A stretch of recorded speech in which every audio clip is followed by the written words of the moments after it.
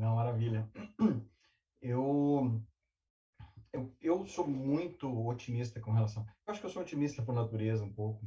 E assim, eu, o grande ponto para mim, né, que eu vejo é que o Bitcoin me ensinou muito mais. Eu acho que o maior ganho que eu tive no Bitcoin não foi financeiro, tá? Foi exatamente ele abrir minha cabeça para entender uma série de outros pontos que para mim eram completamente obscuros.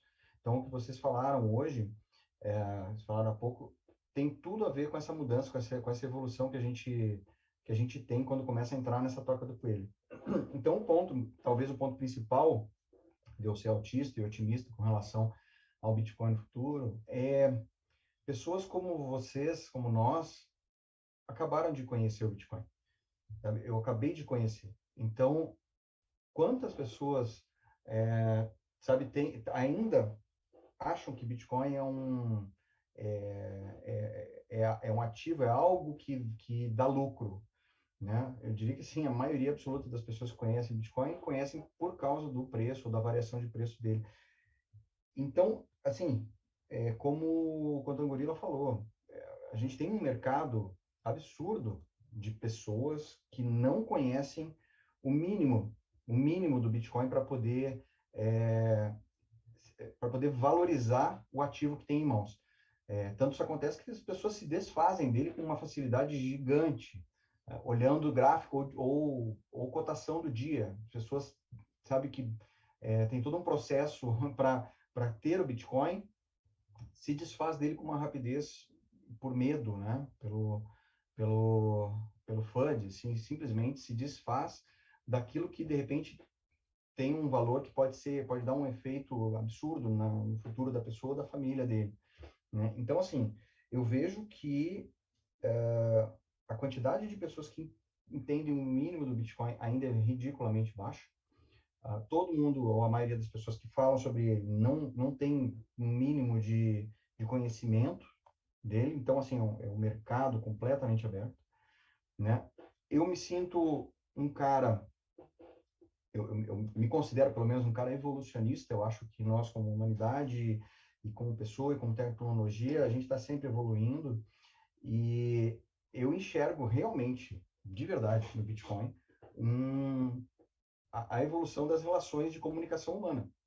Eu acho que realmente ele, ele nos dá a ferramenta, talvez a final, não sei, mas eu enxergo como uma ferramenta final para a gente ter uma régua matemática ideal, financeira. Eu vejo ele como eu vejo ele como uma ferramenta para, a gente não enxerga isso tanto aqui, ou não enxerga atualmente no Brasil, mas eu vejo como uma ferramenta de liberdade para o restante do mundo, para nós aqui no Brasil conversar sobre isso, talvez esse ano ou no ano de alguns anos para cá, a gente está falando sobre inflação, mas a grande maioria dos países é, subdesenvolvidos ali estão morrendo por falta de dinheiro, por simplesmente falta de cultura financeira. E eu acho que esse é o grande ganho do Bitcoin para mim. Me trouxe para minha vida, eu que não sou das finanças nem da tecnologia, eu acabei aprendendo muito mais do que eu aprenderia, eu acho, que se eu fizesse faculdade, nesses últimos anos aí que eu estou aprendendo sobre Bitcoin. E eu vejo exatamente isso como, assim, nós somos pouquíssimos que estão entendendo aí, divulgando. Então, eu realmente acho, eu tenho assim na minha cabeça que as pessoas que quando o Bitcoin sobe, vem, ligam ou entram em contato, poucas delas permanecem com o Bitcoin depois que ele dá uma caída. Então, tá aí para mim um sinal de que esse mercado, ou mercado não, o Bitcoin tem muito ainda a ensinar para as pessoas. Então, é uma das coisas que eu tenho muito claro na minha mente.